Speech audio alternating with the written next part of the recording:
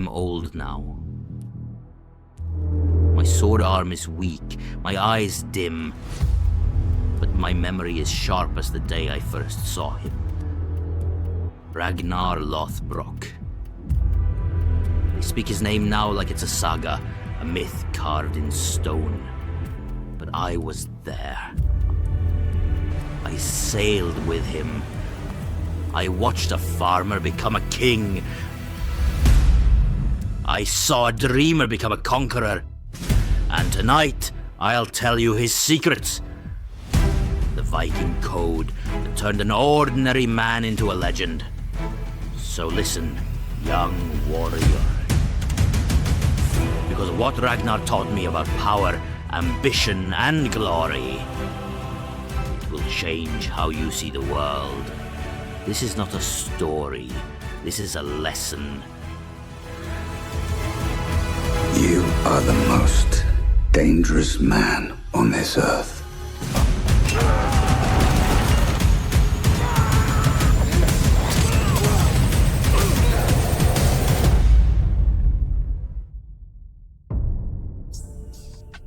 When I first met Ragnar, he was nobody.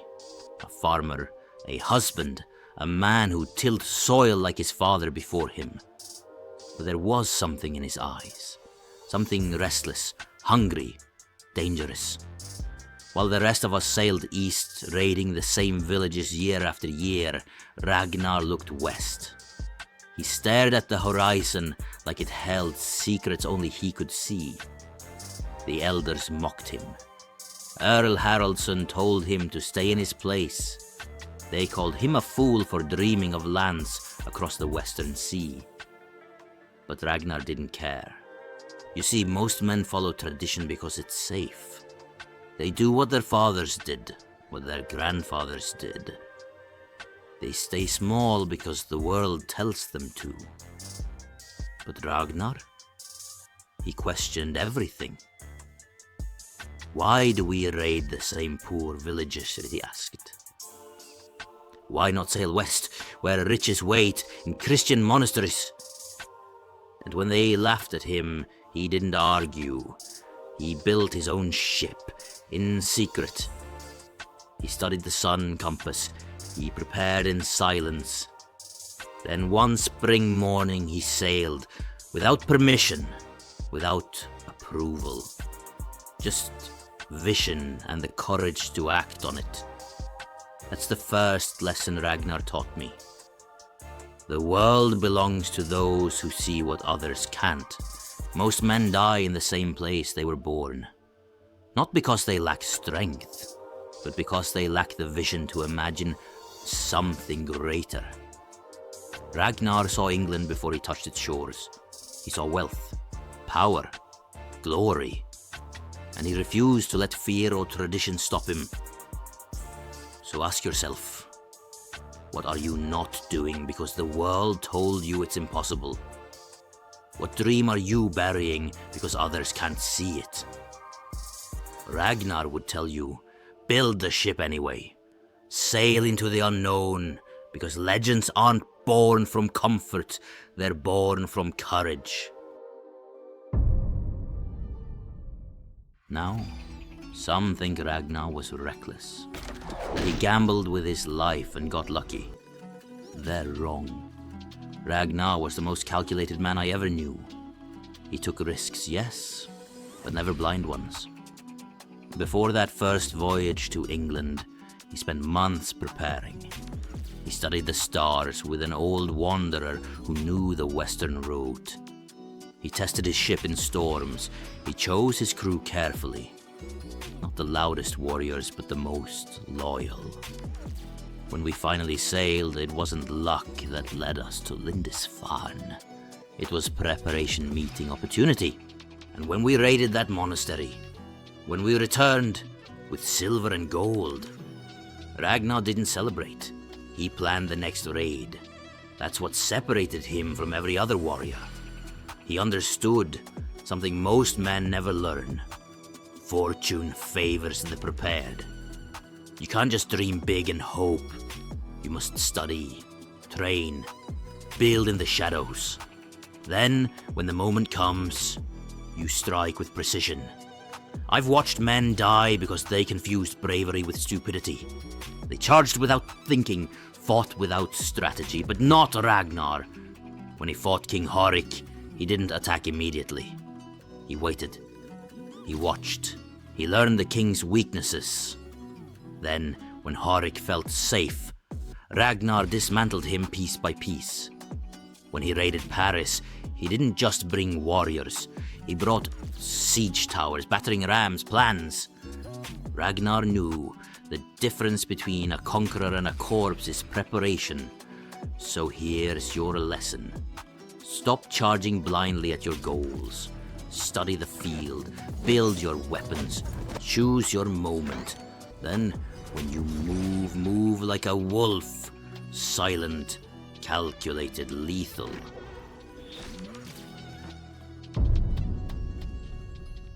I've served many kings. Most of them ruled through fear. They shouted orders. They took the best plunder. They sat in warm halls while we bled in the cold. But Ragnar? He was different. When we raided, he fought beside us. Not behind us. Beside us. His blade met the same steel. His blood mixed with ours. I remember the raid on Hexham. We were surrounded, outnumbered. Any other leader would have fled, saved himself. But Ragnar stood at the front, shield to shield, with the lowest farmer turned warrior. And when the battle ended, when we survived the impossible, we didn't just respect him, we would have died for him. That's the secret most leaders never learn. Men don't follow titles. They follow men they believe in. Ragnar never demanded loyalty. He earned it by showing us we mattered, by making us believe we were part of something greater than ourselves. Even when he became king, he didn't change. He still sat with his warriors. He still listened. He shared the mead. He shared the glory. And when we looked at him, we didn't see a king. We saw a brother. That's why men sailed across oceans for him. That's why they stormed castles at his word. Not because they feared him, but because they loved him. So if you want power, learn this. Don't rule through fear. Fear breeds betrayal, earn respect, inspire belief. Make them want to follow you, not because they have to, but because they can't imagine following anyone else.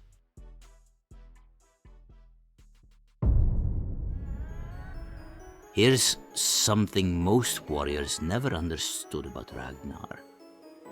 He wasn't just a fighter. He was a student. Every land we raided, every enemy we faced, Ragnar studied them. He didn't just take their silver, he took their knowledge. In England, he learned their language. He studied their religion, their politics, their weaknesses. When King Egbert offered him baptism, other Vikings laughed. They called him a traitor. But I watched Ragnar's face. He wasn't converting, he was infiltrating. He wore their religion like armor, gaining land and trust. Then, when the time was right, he used that trust to strike deeper. That's the Viking way the poets never mention. Survival belongs to those who adapt. Ragnar never clung to pride, where strategy demanded flexibility. He learned from every defeat. After Paris repelled us the first time, he didn't rage. He studied their defenses. He built better siege weapons. He came back stronger. When his own people doubted him, he didn't force them to believe. He proved himself again and again. The rigid tree breaks in the storm, but the flexible one bends and survives. Ragnar was like water. He took the shape he needed to win. Warrior when needed, diplomat when required, student always. So here's your lesson. The world is changing. Always. The man who refuses to adapt will be left behind. Learn from your enemies. Study what works. Abandon what doesn't, even if tradition says otherwise. Because the greatest weapon isn't your sword.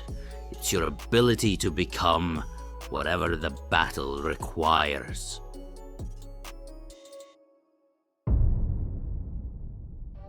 Now, Ragnar was ruthless. Make no mistake, I watched him burn villages, execute traitors, destroy anyone who stood in his way, but he was never cruel without reason. There is a difference between a warrior and a monster. A warrior kills when he must. A monster kills because he can. Ragnar understood this. When Jarl Borg betrayed him, Ragnar could have tortured him for days. Instead, he gave him the Blood Eagle. Brutal, yes, but it was Viking justice, not personal sadism. Justice! When King Horik tried to murder his family, Ragnar annihilated him. But he spared Horik's son, because the boy was innocent. Even in conquest, Ragnar had a code. He respected worthy enemies, he honored oaths, he protected his people. That's what separated him from men like Jarl Borg or King Horik. They were ambitious too, but they had no honor. And without honor, ambition becomes tyranny. You can be ruthless and still be honorable. Ragnar proved it every day. So as you chase your goals, remember, win, but don't become what you hate. Climb, but don't step on those who helped you. Conquer, but keep your soul intact. Because power without honor is just violence. And violence without purpose is just destruction. Ragnar built an empire, but he built it on principles that made men want to follow him. That's the difference between a king and a tyrant.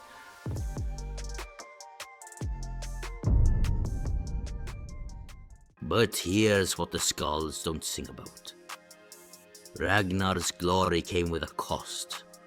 I watched him lose everything that made him human. His wife Lagertha left him. His sons grew distant. His mind, haunted by war and ambition, grew restless. He had everything a man could want: land, wealth, fame. But he had no peace. That's the curse of greatness. The higher you climb, the lonelier it gets. Ragnar sat on a throne, surrounded by warriors who loved him. But inside he was alone. I remember one night after we'd conquered Wessex, I found him staring at the stars. "We won," I said. He looked at me with hollow eyes. "Did we?" he asked. Because conquest feeds the hunger, but it never satisfies it. His children became warriors because of him, but they also became rivals. His legacy, it tore his family apart. Ivar hated him for leaving. Bjorn resented him for never being enough. Ubba tried to understand him but couldn't. Ragnar gave them greatness, but greatness is a heavy gift. So understand this, young warrior. If you chase glory, you will pay for it in sleepless nights, in broken relationships, in the weight of decisions that haunt you. Ragnar knew this, and he chose it anyway. Because some men are born to be comfortable, and some men are born to be legends. You can't be both.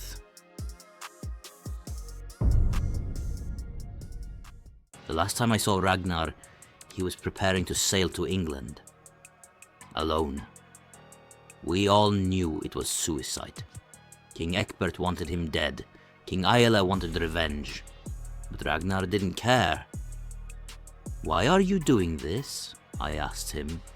He smiled, not the wild grin of a young warrior, but the calm smile of a man who'd made peace with his fate. "Because my sons need a reason to become great," he said.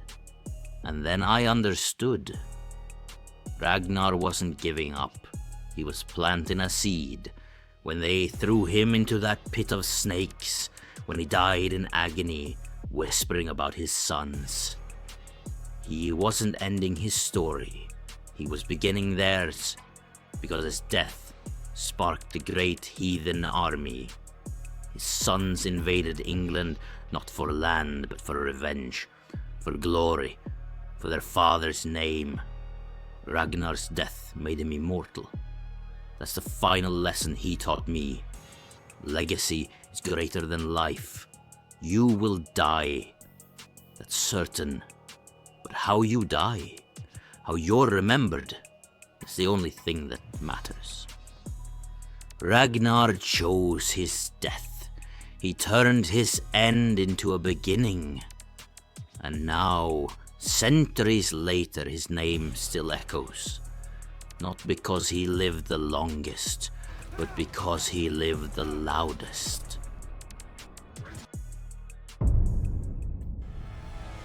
I'm old now, as I said. My raiding days are over. My sword hangs on the wall gathering dust.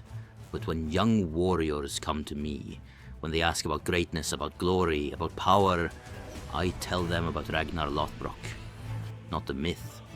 The man? The farmer who refused to stay in the dirt. The dreamer who became a king. The legend who chose how his story would end. His blood may have soaked English soil, but his name, it will never die. That's the power of living like Ragnar. Vision over tradition, calculated risk over blind comfort, loyalty earned, not demanded, adaptability over rigidity, ambition with honor, and legacy over life. So now I ask you, what will they say about you when you're gone? Will they remember you as someone who played it safe, or as someone who dared to sail into the unknown? Your saga is still being written, warrior. Make it worth telling. Subscribe if you want more Viking wisdom. And remember, Ragnar Lothbrok started as a farmer, but he died as a god. The only difference between him and everyone else? He refused to stay small. Now go. Write your legend.